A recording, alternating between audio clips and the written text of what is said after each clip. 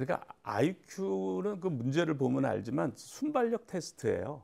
IQ는. 그래서 지금은 이제 오히려 작업 기억의 용량이 IQ보다 중요하다는 거가 최신 연구예요. 아, 작업 기억의 용량이요? 이 그 저기 IQ보다 더 중요한 역할을 한다. 네, 지적인 능력을 발휘함에 있어서. 근데 이제 이게 생각을 한다는 건 작업 기억을 쓰는 거죠. 작업 기억을 쓰는 거예요. 그러니까 생각을 안 하는 사람들은 작업 기억의 용량이 작아요. 그러니까 예를 들어서 내가 머릿속에서 어떤 스토리를 가지고 놀잖아요. 그건 작업 기억의 용량이 큰 사람이나 가능하고 용량이 작은 애는 스토리를 머릿속에 갖고 놀지를 못해요. 장면만 있는 거야. 그러니까 내가 소설을 쓴다 그러면 작가가 구성을 이렇게 잡아. 근데 마음에 안 들어. 이게 생각을 하는 거거든요. 수학 문제도 계속 머릿속에 갖고 놀아야 되잖아, 이거를. 그게 생각을 하는 거거든요. 근데 생각을 안 하면 작업 기억을 안 쓰는 거예요. 생각을 한다는 거는 작업 기억을 쓰는 거고. 그러니까 작업 기억이 굉장히 중요한 역할을 해요.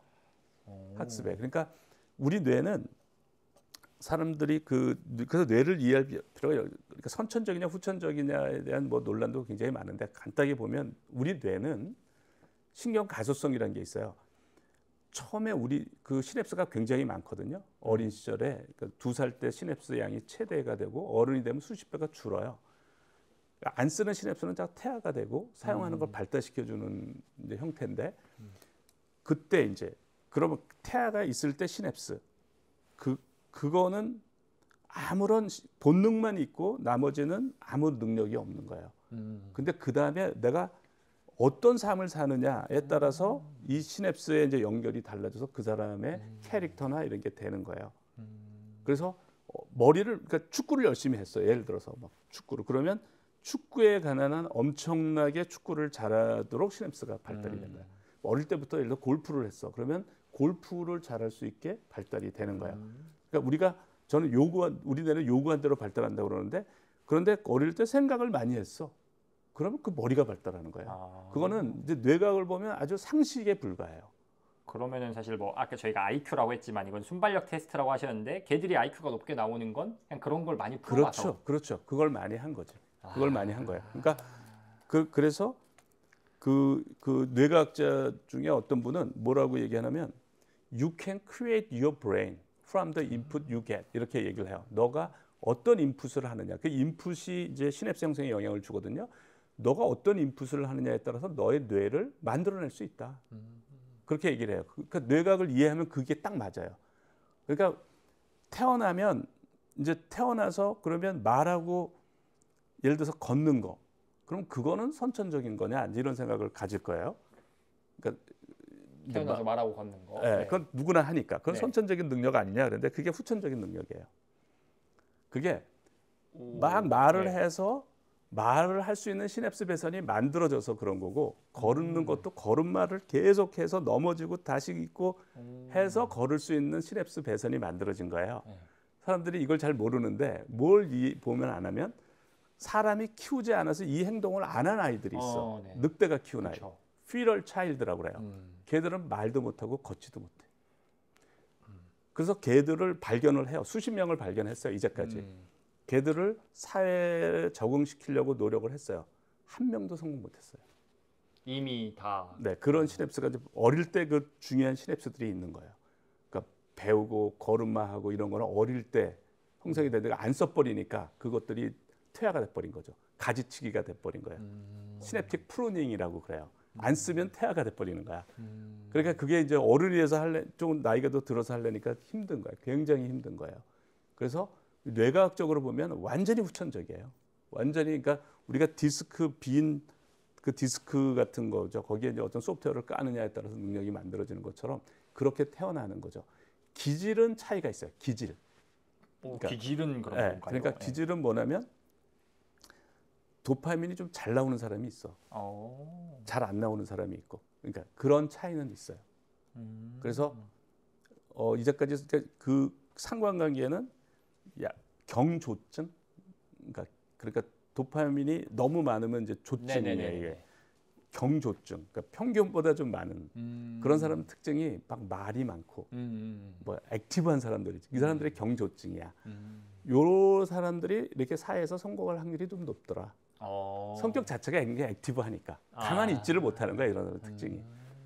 그런 관계는 있어요. 그 정도가 사실 선천적으로 뭐가 있다 그렇죠. 없다 정도지. 네, 그 외의 정도. 것은 네, 다 그렇죠. 후천적이다. 그렇죠, 그렇죠. 그러니까 그러니까 교육이 되게 중요한 거예요. 그러니까 교육을 어떻게 하느냐. 그러니까 당신이 그러니까 시냅스를 어떻게 발달시키냐를 디자인해서 교육을 해야 돼요.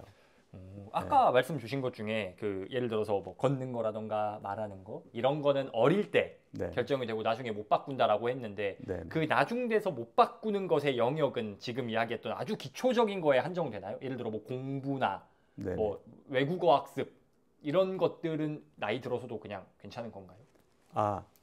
그 물론 언어도 일찍 할수록 좋다고 알려져 있어요. 알려져 있는데 제가 어쨌든 이 몰입에서 영어에 몰입하겠다는 사람들이 의외로 많아요. 그래서 제가 몰입 영어라는 것도 어떻게 쓰게 됐어요. 쓰게 됐는데 그 영어는 이제 어떤 거에 가장 사람들이 큰 실수를 하고 있냐면 이제 그 뇌각을 하다 보면 저도 이제 알게 됐는데 우리 장기 기억이 두 종류가 있어요. 장기 기억이 그러니까 장기 기억 중에 외형 기억이라는 게 있어요. 외형 기억 또는 서술 기억이라고도 하는 기억이 있고요. 이건 내가 이제 스쿨이 학교다 뭐 이런 게 외형 기억이야. 의식할 수 있는 기억. 네네네. 네, 바이스클이 자전거다. 뭐 에어플레인이 비행기다. 단어를 외우고 문법. 뭐 주어가 먼저 나고 3인칭 단수는 복수 뭐 s를 붙이고 이런 거가 외형 기억이에요. 그다음에 암묵 기억 또는 절차 기억. 절차 기억. 네, 절차 기억. 그러니까 암묵 기억, 절차 기억이라고 있는데 이건 자전거를 타거나 악기를 다루거나 운동을 할 때 쓰는 기억이에요. 이게 절차 기억이야. 그래서 절차 기억은 이게 전두엽 뭐 이런 데서 이게 그러니까 손에 뭐 이런 거예요. 기저핵 뭐 이렇게 작용을 하는 거예요. 그래서 자동으로 처리하는 기억이야. 그러니까 우리가 축구를 할 때 자동으로 가지 내가 이럴 때 오른발을 뭐 내밀고 이런 거 없잖아. 그냥 자동으로 가는 거잖아요. 그러니까 서술 기억은 그러니까 뭐 문장의 형태로 서술되는 것처럼 예를 들어서 뭐 이것은 펜이다. 그렇죠. 뭐 이렇게 의식을 하는 기억이야. 우리가 일반적으로 생각하는 지식 그런 거고 네네네. 절차 기억은 그냥 몸이 움직이는. 맞아요. 뭐 달려간다. 그렇죠. 공을 찬다. 이런 악기를 연주하고 네. 뭐 운동을 하고. 네. 근데 제가 얘기를 할 때 네. 지금 말을 하잖아요. 네네네. 이게 절차 기억일까요? 서술 기억일까요? 외형 기억. 오 이게 제가 이 다음에 무슨 말을 해야 될지를 의식을 하나요? 아니면 자동으로 나오는 걸까요? 의식을 어느 정도 하지 않나요? 이게 자동으로 나오는 겁니다. 이게 뭐 워낙 지식이 체화되다 보니까. 네, 적어도 모국어는 자동으로 나오는 거예요. 그러니까 뭔가 그러니까 좀 내가 지금 네. 주어는 이걸 쓰고 동사는 이걸 써야지 뭐 이렇게 하나하나 계산해서 나오는 게 아니라 내가 막 영어를 한다 그러면은 막 생각을 하잖아요. 그게 네네. 외형 기억이고. 그건 이제 외형 기억, 서술 기억. 예.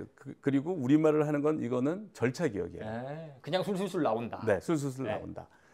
그런데 어학이 절차 기억인 거예요. 본질이 절차 기억인데 이런 사실을 모르고 이제 그 시험을 보는 거야.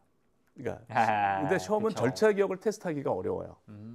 그렇잖아요. 그렇죠. 그러니까 시험으로 테스트하니까 애들이 절차 기억을 해야지 어학을 잘하게 되는데 그 시험은 항상 외형 기억을 서술 기억을 테스트를 하거든요. 문법이나 뭐 이런 거가. 그러니까 그걸 공부한 거야. 절차 기억을 공부한 게 아니고. 그러니까 그쵸. 이거를 피아노를 치는데 예를 들어서 피아노를 치는데 그 시험에서 피아노 실기 시험을 테스트하는 게 아니라 필기로 봐버렸어. 그런 느낌이다. 그러면 애들은 피아노를 안 치고 막 피아노 악보를 공부해가지고 했더니 걔들이 점수를 잘 받아. 그러니까 피아노 다 안 치고 다 이론만 공부한 거야. 이런 일이 벌어진 거예요. 우리나라 영어 교육에. 그래서 그거를 절차 기억으로 배우면 가장 효율적으로 배울 수가 있어요. 그래서 어른이 돼서도 그러니까 외국인들 보면 한국에 온 지 1년도 안 되는데 말 잘하는 사람들 있죠. 다 절차 기억으로 배운 거야. 예. 그 사람들한테 문법 가르치면 이제 한국말 못해. 그러니까 문법 전혀 가르치지 말고 계속 말하게 절차 기억. 그러니까 우리가 축구를 잘하려면 축구를 계속 해야 되잖아. 축구를 할 때 뭐 발을 각도로 뭐 이런 거 안 배우잖아. 그냥 그렇게 해야지 되는 거죠. 그러니까 그 어학은 가장 중요한 게 절차 기억으로 배워야 된다. 그럼 절차 기억은 어떻게 배우느냐? 나랑 영어 사이에 한국말이 끼면 안 돼요. 그러니까 내가 영어를 읽을 때 해석을 하면 안 돼. 영어를 읽고 이해를 해. 그걸 이제 즉독즉해라는 말도 쓰고 영어로는 think in English라고 그래요. 그리고 내가 들을 때 저 사람이 무슨 말을 했다 한국말로 옮기고 들으면 안 되고 바로 이해를 해야 되고 또 내가 얘기를 할 때 내가 무슨 한국말 이런 말을 하려고 그러니까 이렇게 하면 안 돼. 바로 해야 돼. 그러니까 중간에 한국말이 끼면 안 돼요. 그러니까 그게 절차기억으로 만들려면 단어 외울 때 그 뭐 예를 들어서 한글 단어장 막 이런 거 볼 게 아니라 그렇죠, 그냥 그렇죠. 어떤 상황에서 이 단어를 쓰는지를 그대로 그냥 네네. 이런 그리고, 식이겠네요. 예, 읽을 때 어쨌든 해석을 안 하고 읽고 이해하는 거 쉬운 것부터 하면 되거든요. 요 직독직해가 되면 직청직해가 되고요. 그리고 말하는 거는 이제 저는 이제 무한반복 따라하기를 하라고 그래요. 그러니까 그러면 자동으로 나온다. 그러면은 이제 좀 아까 여쭤봤던 게 시기에 따라서 뭐 어릴 때 잘하고 어린이 못하고 이거는 그 요소도 있긴 있어요. 그럴 요소도 네. 있긴 한데 네네. 오히려 근데 더 큰 차이를 만드는 게 절차 기억으로 네. 배워야 될 것을 네. 서술 기억으로 하려고 하니까 네네. 안 된다. 네. 그래서 비효율이 생기는 거고 그 영어 몰입하는 애들을 이렇게 하면서 엄청나게 실력이 늘어요. 이게 그러니까 이 방법이 엄청난 차이가 나는데 요 방법이 수능에도 불리하지가 않아요. 그렇죠. 사실 속도가 더 빠를 테니까 한국말로 바꾸지 않으니까. 네, 그러니까 왜 제가 보니까 이렇더라고요. 학교에서는 문법을 가르쳐. 왜냐하면 선생님들은 자기 문법을 배웠거든. 맞아요. 그래서 그게 영어라고 생각하고 학교 시험에서는 문법을 시험에 내고 그래요. 이분은 문법을 배웠으니까 문법을 가르치는 거예요. 근데 수능을 출제하는 선생님들은 문법이 필요 없다는 걸 알아. 중요하지 않다는 걸 알아. 그래서 수능 문제를 보면 문법을 물어보는 문제는 거의 없더라고요. 그 문법 대놓고 하는 거 한두 개? 독해력. 맞아요. 그러니까 그 애들이 시간이 이게 해석하다 보면 시간이 없어서 못 써. 그런데 이거 한글 읽듯이 읽으니까 절차 기억을 하면 걔들이 수능도 잘 봐요. 그래서 절차 기억으로 공부하는 거가 가장 중요한 거예요. 영어. 네. 공부법까지 이렇게 배울 수 있는 너무 유익한 시간이 좋습니다. 그러니까 내가 내 삶을 바꾸려고 해. 내가 내 삶이 마음에 안 들어. 이제까지 뭐 마음에 안 들어서 내가 여기서 벗어나고 싶어. 근데 벗어나는 방법을 모르면 죽었다 깨어나도 힘들어. 이게 힘든데 이런 법칙으로 보면 물론 이제 내 의식에 영향을 줘야 되는데 내 의식에 영향을 주려면 가장 좋은 거는 환경이야. 그러니까 이제 부모님은 할 수 없지 뭐 그건 태어난 거니까. 그러니까 부모님의 영향을 받을 수밖에 없어. 시냅스 형성이 부모님에 의해서 많이 돼요. 네네. 그래서 성인이 됐을 때 이제 내가 내 삶에 책임을 져야 되잖아 이제. 그럼 내가 선택할 수 있으면 내가 좋은 영향을 받는 그런 환경으로 가야 돼. 확률적으로 내 의식이 거기에 영향을 받기 때문에. 그러니까 그 맹모 삼천지교 맹자 교육을 위해서 3번이나 이사를 했다고 그러잖아요. 그러니까 이분이 엔트로피 법칙을 몰랐음에도 불구하고 그걸 안 거야. 이 환경이 중요하다는 거를. 그런데 그 환경이 중요하고 내 입장에서 볼 때는 제일 중요한 거가 의식의 내용이에요. 내 의식의 내용 그걸 내가 통제를 해야 돼. 그래야 내 삶이 제대로 가는 거야. 그게 가장 핵심이에요. 나의 삶의 행로를 좋은 쪽으로 바꾸고 싶다? 그러면 내 의식을 통제를 해야 돼. 의식을 내가 원하는 생각으로 넣어야지 내가 필요 없는 쓸데없는 걱정이나 뭐 미래에 대한 불안이나 그걸 괴로우니까 그걸 잊으려고 또 자극적인 걸 하고 막 이 악순환이 되는 거거든요. 그래서 내가 의식의 내용을 통제하는 거. 그래서 제가 이제 이런 배경으로 의도적인 몰입이라는 개념을 한 거예요. 의도적으로 네가 필요한 거를 1초도 쉬지 않고 의식의 무대에 올려라. 이것이 이제 너의 삶을 바꾸는 가장 이게 체계적인 방법이다라고 하는 거예요. 그러면 그 의식의 교수님은 무언가를 좋은 것을 올려놓기 위해서 하루를 어떻게 구성하시는지 네. 이런 하루 루틴 같은 게 좀 궁금하거든요. 네. 그냥 심플하게 몇 시에 일어나십니까 일단? 저는 예전에 이제 몰입해서 습관이 돼서 새벽에 한번 깹니다. 그러니까 한 자고 서너 시간 이후에 한번 깨요. 일단 그럼 잠에 드시는 시간은? 저는 한 뭐 10시부터는 별일 없으면 자려고 그래요. 그러다가 한 3, 4시간 돼서 한 한두 시에 깨신다. 네네네. 그때 뭐 하세요, 깨면? 그래서 그때 이제 생각하고 싶으면 생각을 하고요. 네. 또 이제 좀 있다가 뭐 일어나서 뭐 아이디어가 떠오르면 적기도 하고 그러면 또 잠이 들 때도 있고 어떨 때는 그냥 아침까지 깨서 갈 때도 있고 제가 원하는 건 아닌데 그럴 때도 있어요. 네. 그래서 그렇게 한번 중간에 깨고 그리고 이제 제가 이제 그 생각하고 싶으면 이제 몰입 의자에 앉아서 생각을 해요. 그러다가 또 앉아서 잠이 들 때도 있고 그런데 그리고 제가 이제 할 일들이 쭉 있는데 저는 그냥 매 순간에 몰입을 해요. 그러니까 1초 원칙을 다 적용을 해요. 근데 중요한 건 이제 이완을 하는 거죠. 이완을 해서 남이 보면 하루 종일 일을 하는 것처럼 보이는데 저는 별로 이게 지치질 않아요. 그 자체를 이완을 하고 하기 때문에 편안하게 놀듯이. 예, 그러다가 졸리면 선잠 자고 뭐. 그러면은 근데 만약에 10시에 자고 1, 2시에 깨셔서 만약에 쭉 그냥 어쩌다 보니까 잠을 못 잤다. 네네. 근데 또 수면은 중요하다고 또 강조를 하시잖아요. 네네. 그런 경우엔 그냥 선잠으로 보충을 하시는 건가요? 네네. 네. 그러면은 그 뭐 드시는지도 궁금한데. 그런 이제 학자분들이나 뇌를 연구하시는 분들은 뇌에 좋은 걸 먹을 것이다. 네네. 저는 이제 몰입이 다 좋은데 제가 몰입으로 해서 뭐 예를 들어서 예전에 사람들이 이제 몰입을 했고 이걸 쭉 봐요. 뭐 그러면 이제 여러 기업가들도 몰입을 했고 과학자들도 몰입을 했잖아요. 큰 성과를. 근데 그거를 쭉 더 자세히 보면 놀라울 정도로 많은 사람들이 정신병을 앓았어요. 깜짝 놀랄 정도로 많아요. 그러니까 깜짝 놀랄 정도로. 그런데 저도 처음에 몰입을 할 때는 저도 그럴 뻔했어요. 저도. 왜 그러는 건가요? 네, 그래서 제가 이제 처음에 몰입을 처음 경험할 때 이제 며칠 동안 그냥 한 가지만 쭉 생각하니까 이제 그런 상태가 되는 거죠. 뭐 내가 머리가 슈퍼맨이 된 것처럼 기적 같은 아이디어가 나오고 기분도 좋고. 그런데 밤에 잠이 안 오는 거야. 그러니까 내가 이제 누웠는데 이제 자려고 하는데 내가 뭐 아이디어 생각하고 싶지도 않고 이제 자려고 하는데 나도 모르게 생각을 하고 있어요. 그러면서 아이디어가 나와. 자야 되는데 네, 좋은 아이디어가 새벽 1시인데 막 아이디어가 나와. 그러면 저희는 이제 아이디어가 너무 중요하기 때문에 일어나서 적어야 돼요. 그거는 기본이야. 그 아이디어는 너무 소중하기 때문에. 그래서 일어나서 노트에 적고 이제 아이디어를 내가 원하는 건 절대 아니고 난 자고 싶어. 그런데 또 아이디어가 나와. 새벽 3시인데. 그럼 짜증이 나는 거야. 저는 난 자고 싶은데 그리고 이제 잊으려고 해도 잊을 수가 없어. 그냥 계속 돌아가. 그게 막 지가 돌아가. 그 아이디어가 나고 그러고 이제 잠을 별로 못 자죠. 그러니까 잠을 이제 뭐 잠시 눈을 붙였을 거예요. 그리고 이제 근데 그 다음날 또 그래. 이게 또 그러고 그래. 그러니까 몸은 점점 지쳐가요. 그러니까 뭐가 안 좋아지는 건 틀림없어.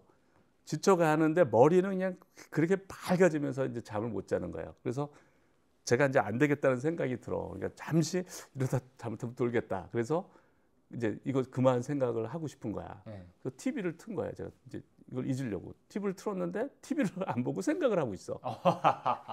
그러니까 그 생각을 하면 왜 도파민이 나온다고 그랬잖아요. 그러니까 그 쾌감 때문에 조정이 안 돼요. 내가 생각을 통제가 안 돼. 그 생각을 하는 동안 쾌감이 실려가지고 같이 가니까 내가 조정이 안 돼요, 이게. 그래서 그러다가 제가 빠져나왔어요. 그거를 아침에 이제 제가 굉장히 여러 번 많이 들은 대중음악이 있었어요. 그걸 틀고 아침 준비를 하고 점심 이제 토스트 이렇게 하다가 그 생각이 쫙 이어지는 거예요. 제가 그 생각이. 그러다가 잠시 음악을 듣더라고요. 음악을 쫙 듣고 또 그 생각이 또 이어져. 또 잠시 음악을 쫙 들어. 그다음 어느 순간 음악을 듣고 있더라고요. 그래서 딱 빠져나왔어. 그걸 딱 느껴. 이제 빠져나왔어. 그런데 소름이 끼치는 거예요. 소름이. 그러니까 내가 조금만 잘못했어도 돌았다. 이런 생각이 드는 거예요. 잠도 안 자고 생각만 계속 하다가. 예. 그리고 딱 빠져나오니까 그 상태가 얼마나 심각했는지를 알겠어. 사람들이 술에 만취할 때는 만취해서 이제 집에 왔는데 막 자기가 차가 쌩쌩 다니는 데를 건너온 거야. 깨면 아찔하잖아요. 그쵸. 그런 거 같은 거예요. 그러니까 소름이 끼치는 거야. 내가 조금만 잘못했어도 돌았다. 이제 이렇게 드는 거예요. 근데 그걸 이제 경험한 거죠. 어떤 거를 죽어라고 그것만 며칠간 생각하면 고도의 몰입 상태가 되고 기분도 좋다. 그런데 잘못하면 돈다. 그러니까 이 문제를 해결하지 못하고는 다시는 못 들어가겠는 거예요. 제가. 근데 그걸 포기하기엔 너무 아깝고 이제 이게. 그래서 이제 고민을 한 거야. 내가 이 문제를 어떻게 해결할까? 그러다가 어떤 생각이 드냐면 잠을 못 자는 게 문제인 것 같아. 그런 생각이 드는 거야. 잠만 자면 괜찮을 것 같아. 그래서 이제 그걸 고민하다가 운동을 한 거야. 테니스 단식을. 스펜서 단식을 하면서 7년 동안 아무 부작용이 없는 거예요. 몸이 피곤하니까 자는 거죠. 그래서 이제 제가 이제 이 문제에 대해서 되게 깊게 생각을 했어요. 왜냐하면 몰입 아카데미를 하는데 이런 부작용이 생기면 안 되잖아. 그러니까 이제 이런 문제를 완전히 해결을 해야 되고, 몰입을 하면 고도의 뇌가 돼서 뭐 진짜 굉장히 뇌를 이제 놀랍게 할 수가 있어. 그거는 저는 전혀 어려운 문제가 아니다. 전혀 어려운 문제가 아니야. 근데 잘못해 이 문제를 해결을 해야 되잖아. 그래서 이제 요거를 쭉 보면 또 저한테 막 메일 오고 저 만나서 개인적으로 얘기하고 이런 사람들이 그런 사람들이 그렇게 많아요. 교수님 몰입을 똑같이 했대 자기도. 그런데 주위 사람들이 이상하다고 그래서 자기 병원에 갔대, 정신병원에. 그런 사람들이 너무 많아요. 그런 사람이 그래서 이게 공통점이야 아주. 잠 못 자고 너무 위험한 거 아니에요? 그렇게 되는 거야. 그러니까 위험한 거야 이걸 잘 못하면 위험한 거야 이게. 그리고 천재들이 또 이런 걸 되게 많이 알았고, 뭐 뷰티풀 마인드의 존 내시, 또 뭐 그 사람이 노벨 경제학상을 받았지만 이 사람들 조현병에 걸려 그런 사람 되게 많아. 어쨌든 굉장히 많아. 그래서 이제 이 문제를 확실하게 이해를 하자. 근데 현상은 뭐냐면 잠을 계속 못 자면서 망가지는 것 같아요. 현상학적으로 보면. 그래서 그러면 잠을 못 자면 도대체 어떻게 되는 거냐. 근데 최근에 거기에 대한 연구들을 했어요. 최근에 잠이 어떤 역할을 하느냐. 이런 거예요. 제가 이제 들은 걸 이제 종합하면 우리가 뇌 활동을 하면 노폐물이 생긴대. 뇌 노폐물. 그게 이제 베타 아밀로이드, 타우 단백질 같은 노폐물이 생긴대요. 근데 그 노폐물이 이렇게 쌓이면 그게 뇌 신경을 파괴하는 것 같아요. 그래서 이게 치매 유발 물질로 알려져 있어요. 치매, 이게 베타 아밀로이드 이런 게 치매. 그런데 잠잘 때 그 뇌 혈관이 늘어난답니다. 그래서 척수액이 얘들을 청소를 한대. 잠잘 때 일어난대 그 일이. 그러니까 잠을 못 자면 이 일이 안 벌어져서 이제 이 노폐물이 쌓여가지고 이 신경들을 파괴하는 것 같아. 그래서 그런 문제를 일으키는 것 같아요. 그냥 저희 추정이에요. 근데 현재 그 뇌각을 보고 여러 가지 현상을 보면은 그런 것 같아요. 그래서 이제 그러면 이 문제를 해결하기 위해서 저는 경험적으로 운동을 하니까 전혀 문제가 없는 거예요. 운동하고 이완된 집중 뭐 이런 하고. 그래서 쭉 보니까 운동이 어떤 역할을 하냐면 BDNF라는 물질을 만든대요. 브레인 드라이브드 뉴로트로픽 팩터라고 하는 거예요. BDNF. 그러니까 두뇌 영양 인자라고 보통 얘기를 해요. BDNF가 이 뇌 노폐물들을 제거하는 데 쓰인대. 이게 BDNF가. 그리고 잠을 잘 자게 만든대. 그러니까 이제 운동이 이 효과가 있는 거는 뭐 경험적으로 이제 틀림없는데 이제 이게 체계화가 돼 있는 거예요. BDNF라는 걸 이게 유산소 운동을 해야 돼. 그러니까 유산소 운동을 해야 되는데 그래서 BDNF가 만들어지고요. 그다음에 이 BDNF를 운동 말고도 만드는 물질이 있는데 그게 오메가3야. 오메가3가 또 다른 영양소랑 같이 합쳐져서 BDNF를 만드는 거죠. 그래서 두뇌 영양 이 정신병과 관련된 두뇌 영양소가 두 개가 있는데 비타민 D하고 오메가3예요. 그래서 저는 몰입을 할 때 반드시 이걸 복용해라. 근데 그것뿐만 아니라 비타민 B, C도 저는 추천을 해요. 비타민 B가 신경 전달 물질 만드는데 관여를 많이 해요. 비타민 B가. 그래서 C도 일부 관여해요. 그래서 C는 또 면역력도 높이니까 그래서 저는 그런 것들을 다 추천을 합니다. 그러면은 저도 매일 먹고 있고요. 뭐를 먹냐라는 게 예를 들어 뭐 점심 식사는 어떤 메뉴를 한다 이것보다 비타민 B, C, D, 오메가3 이런 영양제는 꼭 챙겨 먹어라. 네, 거기다가 이제 강한 몰입을 할 사람들은 저는 이제 약간 단백질과 채소 이걸 좀 많이 먹으라고 그래요. 육식 그러니까 고기 있는 샐러드 뭐 이런 게 되겠네요. 네. 그런 거를 제가 추천을 해요. 그것도 이유가 있는데 제가 이제 어쨌든 그런 것들이 신경 전달 물질들이 다 아미노산들이에요. 그리고 제가 제 경험적으로 몰입을 할 때 굉장히 정신적으로 인텐시브한 활동이거든요. 그런데 제가 이제 미국에 있을 때 뭐 몰입 그렇게 하다가 한국에 와가지고 막 하다가 이제 바꿨잖아요, 식단을. 바꾸고 나서 한 달이 지나니까 이제 제가 대전하고 서울을 두 번을 운전해서 왔다 갔다 했어요. 이제 가족 그때 이제 와이프가 카이스트 박사과정이었는데 서울에 이제 있었고 전 대전에 있었고 그러니까 이제 2번을 왔다 갔다 한 거예요. 주말에 한 번 왔다, 수요일에 한 번. 그러니까 한 달 동안 근데 피곤하지 않으니까 그게 가능했거든요. 제가 가능했는데 한 달이 지나니까 힘이 쭉 빠져. 더 못 하겠어. 그거를 힘들어서.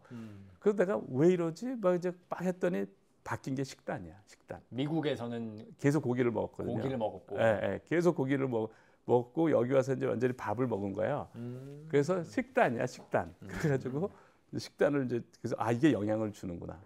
그걸 제가 알았죠. 그럼 식단이라 하시면 단백질이 좀 많이 들어간 그리고 예. 아까 아미노산. 예, 그러니까 내가 인텐시브한 두뇌 활동을 할 때는 그게 필요한 것 같더라고요. 예. 네. 잠은 얼마나 자야 될까요? 잠은 저는 충분히 잘하고 그래요. 충분히라 하시면 뭐 뭐 7시, 흔히 말하는 7시간, 예, 8시간. 7시간 하고 7시간 자고 낮에 졸려도 선잠을 자는데 몰입을 하면 할수록 선잠을 많이 자요. 예. 이거 맨날 저 수면 관련해서 궁금했던 게 7시간, 8시간이 네네. 이 선잠이든 뭐든 등 대고 누워 있는 시간인가요? 아니면 진짜 잠들어 있는 시간인가요? 그러니까 누워서 그냥 자기가 몇 시에 자서 몇 시에 일어났을 때고 자는 시간. 그 그냥 토탈 누워 네, 있고 네. 시간. 그리고 오케이. 네. 낮에 이제 이완을 하면서 뭘 하면 잘 졸려요. 그러면 선잠을 자는 거가 무조건 좋아요. 네, 그거는 선잠. 네, 아주 명확하게 좋아요. 선잠이 네. 몰입도를 불연속적으로 올리고 아이디어를 주고 그렇습니다. 운동은 아까 유산소 운동이 BDNF를 만든다라고 했는데 그 뇌를 충분히 청소할 만큼의 BDNF가 나오려면 얼마나 해야 되나요? 그게 이제 되게 이제 몰입을 한다는 사람들이 절박한 사람들이에요. 막 그 수험생, 막 초를 다투는. 그래서 그 사람들이 이제 운동하라고 그러면은 그 사람들은 조금 이상하게 봐요. 내가 지금 운동할 시간은 없는데. 왜냐면 30분 운동을 해도 샤워하고 이러면 1시간 깨지거든요. 옷 갈아입고. 근데 결국은 이 몰입을 장기간 유지하는데 운동이 가장 중요한 역할을 한다고 많은 그 수험생들이 얘기를 해요. 교수님께서 말씀하신 것 중에 단연코 운동이 가장 중요했습니다. 이렇게 얘기를 해요. 그게. 그러니까 저도 그렇고, 저도 이제 해보니까 그렇고. 그래서 운동이 단지 그러니까 근데 그게 30분이 아니라 1시간을 할 때도 있어요. 제가 이제 매일 말씀이신가요? 이제 매일 하는 겁니다. 그래서 제가 테니스 단식을 치다가 어떨 때 이제 이 단식 한 게임 치면 딱 30분 걸려요. 단식 한 게임. 그런데 복식을 하면 이 운동량을 복식으로 하려면 3게임은 쳐야 돼. 그러니까 단식을 쳐야 돼. 그런데 제가 져가지고 분해가지고 또 하자고 그럴 때가 있어요. 그러면 한 번을 더 하게 되거든요. 그러면 컨디션이 확실히 나빠져. 30분이 아니라 1시간을 해버리면. 네. 근데 이게 나만 그런 게 아니라 수험생도 똑같은 얘기를 하더라고요. 자기가 운동을 1시간으로 늘리니까 확실히 안 좋아진다고. 그래서 30분이 제일 좋더라고요. 30분 빡세게 하는 거가 제일 좋아요. 매일 30분 매일 빡세게 30분. 이 정도가 네, 제일 좋은 것 같다. 네. 경험적으로. 예, 그게 이 잠뿐만 아니라 아주 여러 가지로 좋게 해요. 뭐 예를 들어서 뇌를 발달시키기도 하고 이게 운동이 뿐만 아니라 자신감도 주고 여러 가지로. 그래서 이 몰입의 이 엔진을 돌리는데 얘가 굉장히 중요한 역할을 해요. 이 몰입의 사이클을 돌리는데. 그래서 이걸 하면 아무리 뭐 내가 500일 몰입을 하고 1000일 몰입을 해도 아무런 부작용이 없어요. 운동만 꾸준히 하면서 하면. 예. 그래서 거기서 운동이 굉장히 중요한 역할을 해요.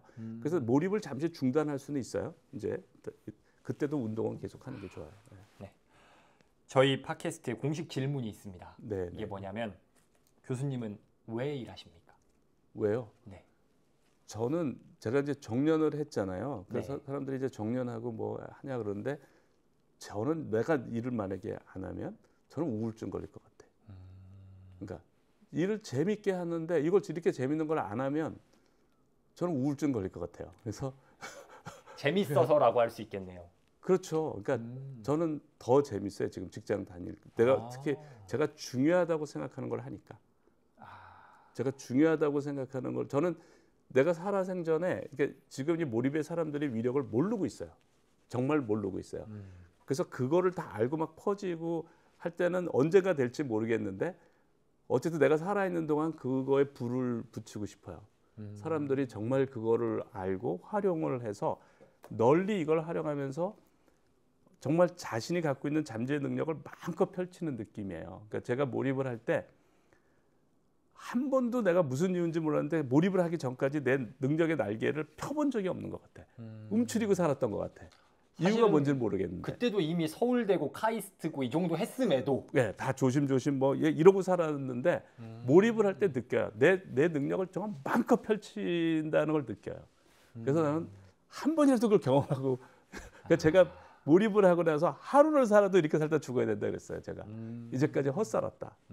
그리고 제가 이렇게 재밌는 거 해도 월급 받아도 되나 그런 생각이 들더라고요. 그래서 그런 거를 반드시 저는 경험을 몰입을 해야 내가 뭘 할 수 내가 나한테 숨겨져 있는 능력이 뭐라는 걸 알아요. 그러니까 그 능력이 뭔지도 모르고 그거를 발휘도 못하고 하나밖에 없는 삶을 이렇게 보낸다. 그거는 굉장히 안타까운 일이다. 그래서 몰입을 해야 나한테 어떤 잠재 능력이 있고 이걸 다 확인할 수가 있는 거예요.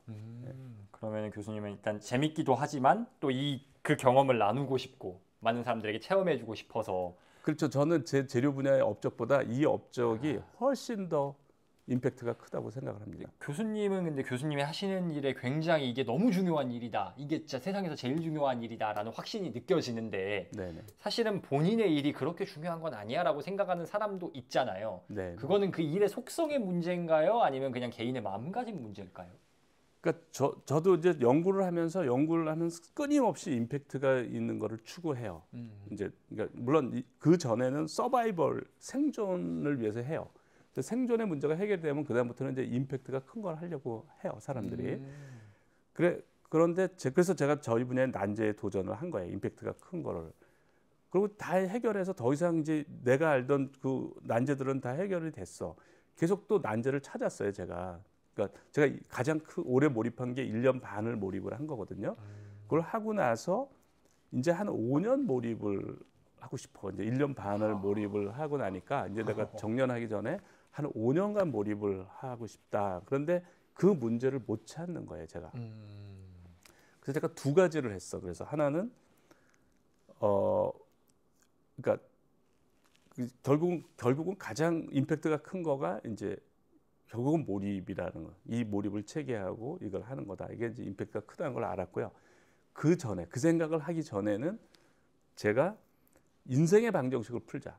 그러니까 내가 1년만 몰입을 해서 이제 해결을 하잖아요. 그럼 그 자신감이 하늘을 찔러요.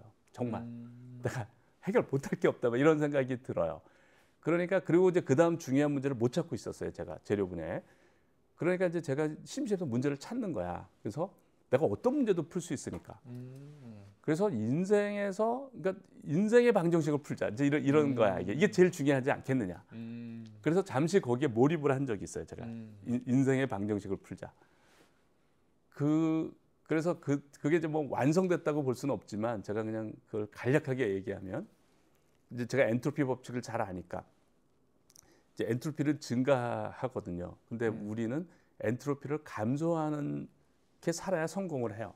그러니까 우리의 자연 법칙은 엔트로피가 증가하는 건데 성공을 한다는 거는 문명이 발달한다는 거는 엔트로피가 감소하는 거예요. 그러니까 휴대폰 이런 굉장히 엔트로피가 낮은 거예요.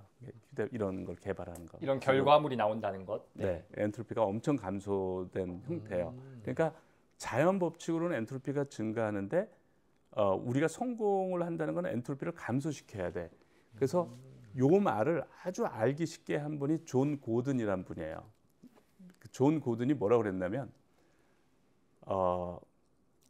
우리의 습관은 내리막인데 그러니까 우리가 성취하고자 하는 것, 우리가 이루고자 하는 것은 오르막이다. 이런 얘기를 해요. 그게 엔트로피 법칙을 삶에 적용한 거랑 똑같은 얘기예요. 그러니까 우리의 습관은 내리막인데 엔트로피 법칙에서 우리는 내리막을 가려고 해. 게을러지려고 그러고 이렇게 그렇단 말이죠. 그러니까 보통 이게 이제 엔트로피가 증가하는 쪽으로 가는 걸 우리가 타락한다는 얘기를 해요. 에너지가 디그레이드가 된다고 그래요. 그레이드가 떨어진다. 그래서 연료가 예를 들어서 엔트로피가 낮은 거예요. 이게 휘발유로 쓰면 이제 열이 나오잖아요. 그러니까 엔트로피가 높은 에너지로 바뀌는 거야. 이게 그러니까 전기 에너지가 엔트로피가 낮은 거예요. 그래서 가치가 있는 거야. 전기로는 뭐 다 만들 수가 있잖아. 그러니까 이제 전기 에너지를 만들려고 하는 거고. 근데 우리의 어떤 자연 법칙은 엔트로피가 증가하는 건데 우리의 습관은 게을러지려고 하고 내리막을 가려고 그래. 자연스럽게는 내리막을 가려고 그러지 누가 오르막을 가려고 그래. 근데 우리의 습관은 내리막인데 우리의 꿈은 우리가 돈을 벌고 성공하려고 하고 합격하려고 그러고 이건 오르막인 거야. 그게 삶의 제가 볼 때는 삶의 근본적인 문제다. 그러니까 이 문제를 해결하면 삶의 방정식을 푸는 거다 이렇게 생각을 한 거예요. 저는. 그래서 이걸 어떻게 푸냐? 그냥 제가 그냥 얻은 저건 뇌과학을 좀 이제 읽고 이제 한 건데 이런 거예요. 우리 뇌를 이제 이해를 해야 되는데 우리 뇌는 어떻게 돼 있냐면 내가 어떤 걸 경험을 했어. 그러면 그 경험이 긍정적인 경험, 기분이 좋을 수도 있고 고통스러울 수도 있잖아요. 부정적인 경험일 수도 있고 그러잖아요. 요거를 어디서 계산을 하냐면 편도체라는 곳에서 계산을 해요. 감정의 세기를 계산해요. 인텐시티를. 이만큼 좋았다, 이만큼 싫었다, 이만큼 고통스러웠다를 편도체라는 곳에서 계산을 해. 그거를 전두엽에 저장을 해요. 그러면 나는 이제 고통을 최소화하고 즐거움을 최대로 하는 삶을 살게 돼. 이렇게 돼 있어. 우리 뇌 메커니즘이. 그러니까 내가 고통과 그걸 다 경험한 다음에 그거를 이제 편도체에서 계산하고 전두엽에 다 저장을 해. 그래서 이거는 되게 맛있는 거야. 뭐 이거는 보기에는 맛있어 보이지만 이거 먹으면 너 또 죽어. 뭐 이렇게 복통이 터지고 나 죽을 뻔했어. 이렇게 되는. 그걸 다 기억을 해야지 생존을 하는 거잖아요. 그러니까 우리 뇌가 그렇게 돼 있어. 그러니까 호감과 비호감이 그렇게 형성이 되게 돼 있어요. 우리의 시스템. 그걸 잘 이해를 해야 돼. 그러니까 내가 수학을 싫어한다, 공부를 싫어한다. 공부에 대한 안 좋은 경험이 많이 있었던 거예요. 어떤 애는 공부를 좋아해, 재밌다고 그래. 그냥 공부에 대한 호감이 있잖아. 그거는 얘가 공부에 대한 좋은 기억이 경험이 많은 거야. 딱 그 차이인 거예요. 네. 그렇게 우리가 호감과 비호감이 생기는 메커니즘이에요. 그럼 우리가 이걸 이해하자. 이게 우리가 여기서 벗어날 수가 없어. 그러니까 이게 우리야, 우리 자신이야. 여기서 벗어날 수가 없어. 그러니까 이걸 이해하고 그러면 이제 우리가 오르막을 가야 되거든. 오르막을 자발적으로 가야 되거든. 그래야 성공을 하는 거잖아. 이제 그거를 하기 위해서 어디서 힌트를 얻을 수가 있냐면 등산을 하는 사람들이 있어. 이 사람들은 오르막을 가는 거야. 근데 이 사람들이 강제로 가는 게 아니야. 자율적으로 가는 거야. 그러니까 이 메커니즘을 이해하자는 거죠. 그러니까 이 사람이 등산은 오르막인데 땀을 뽀뽀 흘리면서 힘든데 왜 등산을 하느냐는 거지. 이 문제를 해결하면 삶의 문제를 해결할 수가 있다. 우리가 오르막을 가는 메커니즘을 이해할 수가 있다. 자발적으로 오르막을 갈 수 있는 메커니즘이 있는 거예요. 그러면 이런 거죠. 등산을 가면 괴로워. 땀이 나고 발이 아프고 힘들어. 이게 다 편도체에서 계산을 해요. 그 뇌에 이제 저장을 해. 이게 등산을 처음 하는 사람인데 90% 올라갔어. 근데 죽어도 못 가겠는 거야. 그래서 포기하고 내려갔어. 이 사람은 등산을 안 해. 그렇죠. 등산에 대한 안 좋은 기억이 저장이 돼 있는 거예요. 근데 90%에서 내려가려다가 그냥 올라갔어. 그랬더니 희열이를 느끼는 거야. 경치가 너무 좋고 뭐 시원하고 뭐 너무 자기가 또 이뤄냈다는 뭐 해서 도파민이 다량으로 나온 거야. 그러면 이 도파민이 이 괴로운 기억을 대체해 버려요. 이거는 굉장히 괴로운 게 아니라 누적이 되는 거예요. 작은 괴로움이 축적이야 이거는. 근데 위에서는 확 즐거운 거예요 이게. 결국 그럼 뇌에 남는 거는 그 즐거움이 남는. 그렇죠. 거기에는 좋은 기억으로 남는 거야. 기억이 좋은 기억으로 돼 있는 거야. 힘들지만 이 쾌감이 기억을 하는 거야. 그래서 나는 등산을 또 하게 돼 있는 거야. 그러니까 이 메커니즘이다. 이 메커니즘이다. 그러니까 제가 이제 교육까지 생각해서 그래서 제가 이제 몰입학습법이라는 걸 만들었어요. 그래서 도전을 해라. 등산을 하듯이 오르막이죠. 도전을 하는데 몰입으로 응전을 해라. 1초도 쉬지 않고. 그 대신 마음 편하게 해라. 스트레스 받지 말고. 그리고 성공 경험을 해라. 여기에 도파민 분비를 경험해라. 그러면 이걸 자꾸 하면 넌 자꾸 또 하게 돼 있다. 그래서 오르막을 네가 자발적으로 가게 돼 있다라는 거예요.